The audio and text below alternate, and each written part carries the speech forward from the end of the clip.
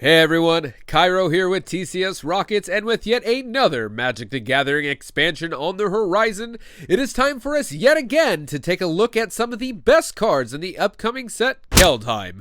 A marvelous world full of mighty warriors and fearsome monsters centered around the mysterious World Tree. Spoilers for what lies ahead.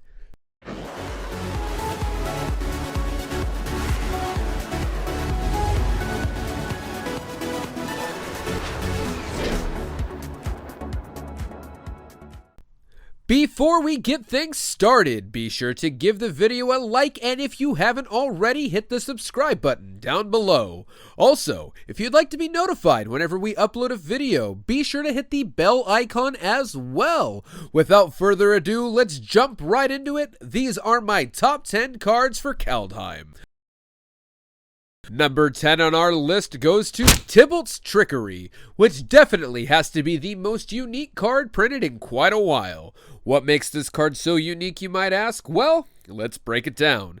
Tibbles Trickery is a 2-mana instant, being 1 and 1 red, that reads, counter target spell. Choose 1, 2, or 3 at random. Its controller mills that many cards, then exiles cards from the top of their library until they exile a non-land card with a different name than that spell. They may cast that card without paying its mana cost, then put the exiled cards on the bottom of their library in a random order. Whew, that is a mouthful, but that's right. We finally have a red counterspell, which is absolutely wild. Furthermore, this is the most red way to counter a spell I could think of. Chaos is always the best way to handle things, in my opinion, when it comes to red. That's not all. This card also has a good amount of play to it. The obvious way to play this card is like a reactive version of Chaos Swamp, but the absolute galaxy brain to play this card is, wait for it, to counter your own spell.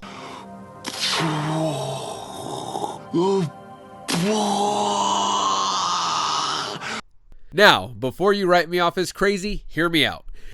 If we counter our own spell, we will be the one to then randomly cast a spell from the top of our library. And that could be absolutely anything, like, I don't know, Emrakul the Aeon's Torn, Gristlebrand, heck, maybe even Platinum Angel if we want to stall the game out forever. The possibilities are endless, and that is why I am giving this card the award of probably going to be banned in the future at some point. We really need to work on that title. Moving on to our next entry, we are looking at yet another instant, Rise from the Dreadmorn. This card is 2 and 1 black and reads, create X 2/2 black zombie berserker creature tokens, where X is the number of non-token creatures that died this turn. Which is powerful all by itself, but the value doesn't end there. It also comes packing the brand new Foretell mechanic. And let me tell you, this might be my new favorite mechanic. Here's how it works. During your turn, you may exile a card with Foretell face down for 2 mana at any time. Then, on a later turn, you may cast it for its Foretell cost, which is printed on the card, very similar to Morph. So, what's the Foretell cost on this card? 1 black mana. That's right, by paying 2 mana on an earlier turn, you get this powerful effect for only 1 mana. That's right, we got spells on layaway now, baby! I think this card is an easy inclusion in any Aristocrats deck, most notably any Witch's Familiar deck, allowing you to sacrifice a ton of creatures to easily make an army of 2/2 zombies that you'll most likely sacrifice again to kill your opponent. You can also play this card in any black aggro deck as an answer for board wipes. By playing this card face down on an earlier turn, you can then slam your creatures without fearing the great equalizers known as board wipes. For the second they try to clean up your mess of creatures, they will be facing a much bigger problem, an army of 2/2 zombie berserkers. Planeswalkers are a staple of Magic at this point. They are in every set, they are fun to play with, and according to the marketing for Magic, you, yes, even you, are a Planeswalker. But we are here to only talk about one. Our number 8 spot on our list, Tyvar Kell. Tyvar is a 4-mana Planeswalker, being 2 and 2 green, that enters with 3 loyalty. His first ability is a +1 that allows you to put a +1/+1 counter on up to one target elf. Untap it, and then it gains Death Touch until end of turn. His 0 ability is to create a 1/1 elf warrior creature token. And finally, his ultimate is a -6 that gives you an emblem that reads, whenever you cast an elf spell, it gains haste until end of turn, and you draw 2 cards. Sadly, any further elves made with his 0 ability will not benefit from the emblem since they aren't being cast, but still solid all around. His +1 is a nice way to buff up your board and make it difficult for your opponent to block your creatures. His 0 ability to produce a 1/1 is a little lackluster for a 4-mana planeswalker, but hey, it's a warrior, so it plays nice with the party mechanic from Zendikar Rising. And finally, his ultimate wins you the game. All your elves gaining haste and drawing you 2 cards when you cast them will end the game very quickly, but I can't help but feel like I'm missing something. Oh, that's right, his static ability. This bad mamma jamma also says that all of your elf creatures have tap, add 1 black. Green-black elves are back, and boy do they look stronger than ever. Get your shamans of the packs ready now. I have a confession to make to you guys. I think white is the worst color in all of Magic. Well, at least I used to think that until Kaldheim decided white needed some love. There are multiple cards I could have picked to illustrate this, but I think none do it better than my number 7 pick, Glorious Protector. Glorious Protector is a 4-mana 3/4 creature with flash and flying. It also reads, when Glorious Protector enters the battlefield, you may exile any number of non-angel creatures you control until Glorious Protector leaves the battlefield. Some of you might hear that and think, why would I ever want to do that?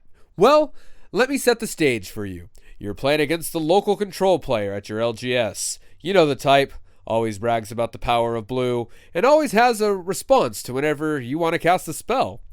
You have them cornered, their life total is low, and you are close to victory, but then they cast the board wipe you've been expecting. Normally, this would be the moment where they turn the corner. They have dealt with most of your threats, and it's an uphill battle to win from here. Glorious Protector is here to save you. By playing this card in response, you can exile all of your creatures, let the board wipe resolve, and kaboom! All of your creatures are back, unscathed.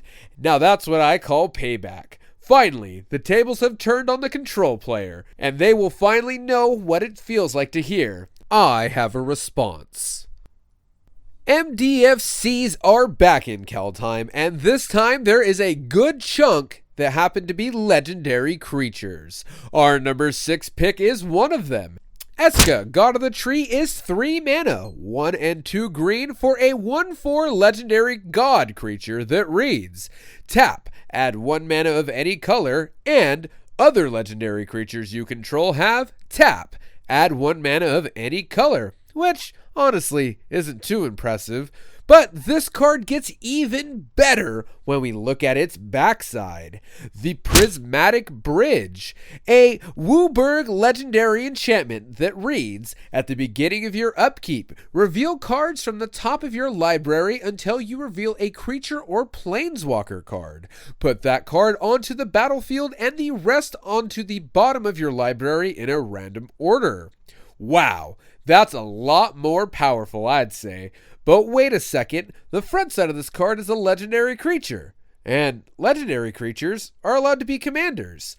And since the rules of Magic say we can cast either side of an MDFC, that means we can cast the Prismatic Bridge from our command zone, quite possibly making these the most powerful 5-color commander ever, putting Golos into the number 2 spot of 5-color commanders.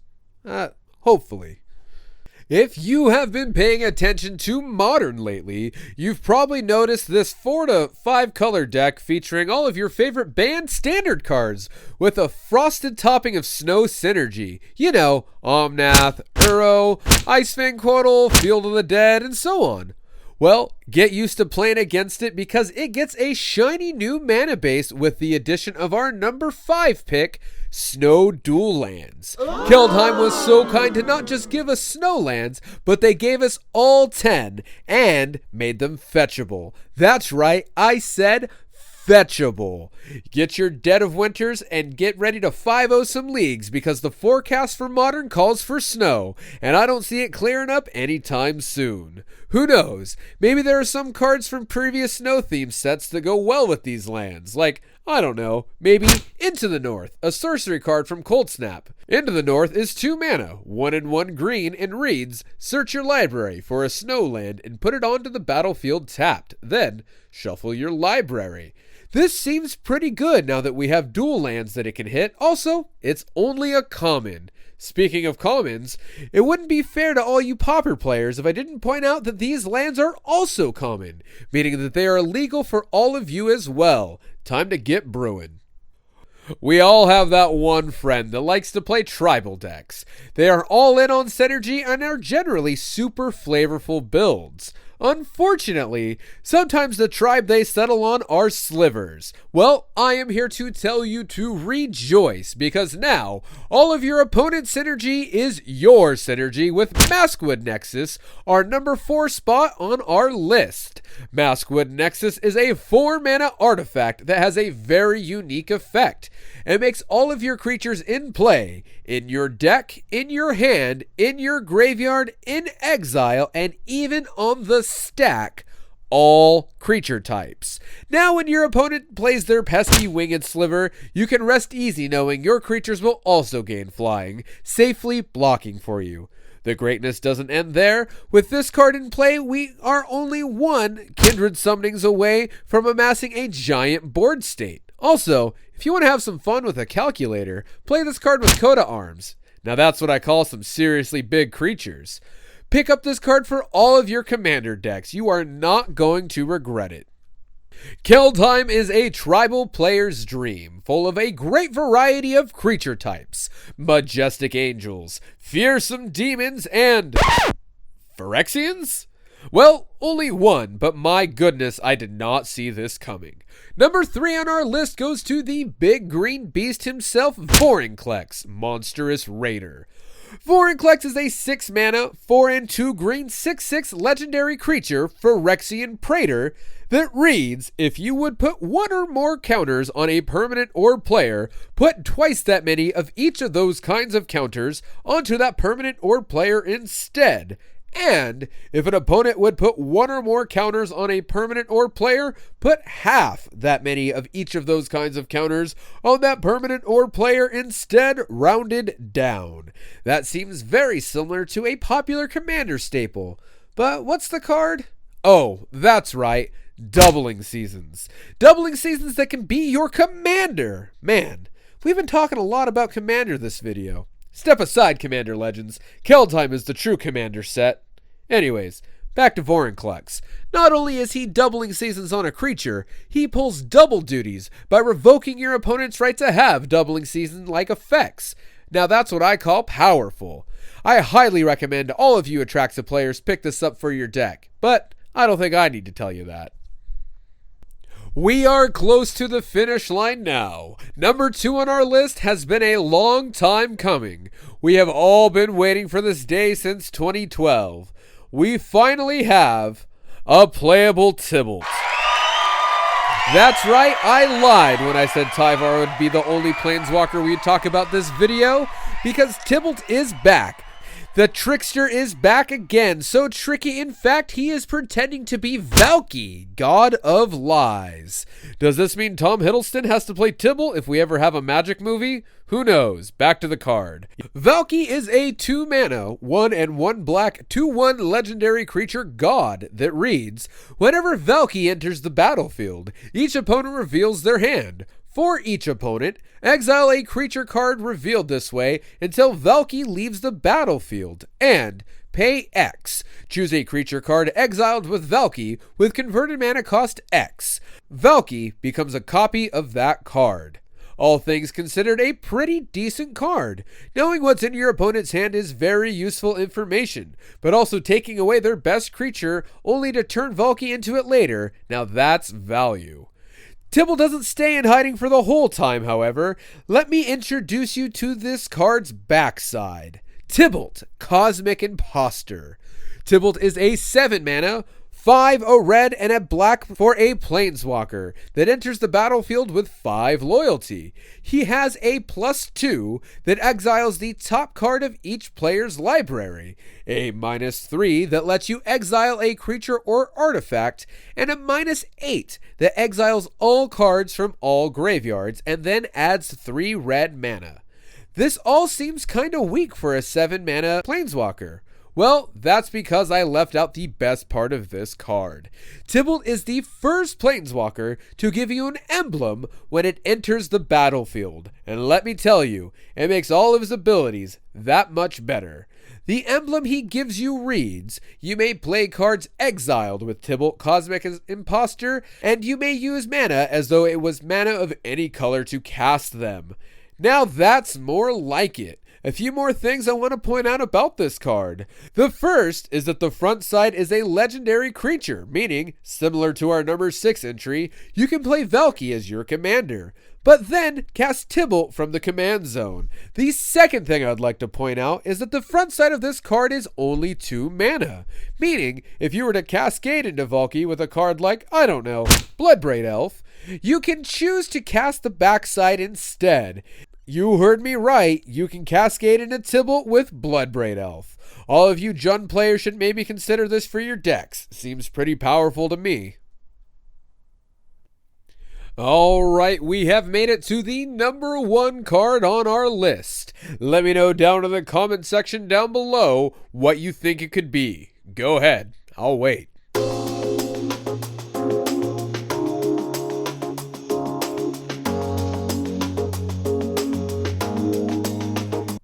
Alright, time is up. Number 1 on our list goes to the center of Kaldheim itself. I told you there'd be spoilers ahead. The World Tree. The World Tree is a land, weirdly non-legendary, that enters the battlefield tapped. It taps for green mana and also reads, as long as you control 6 or more lands you control have tap, add 1 mana of any color, and white, white, blue, blue, black, black, red, red, green, green. Sacrifice the World Tree, search your library for any number of god cards, put them onto the battlefield, then shuffle your library. Okay, that's a lot of stuff for a land to do, so let's break it down.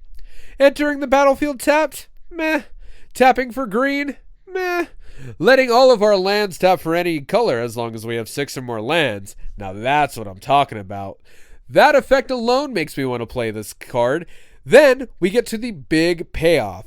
I'd like to remind everyone that all changelings are also gods, since, you know, they have all creature types.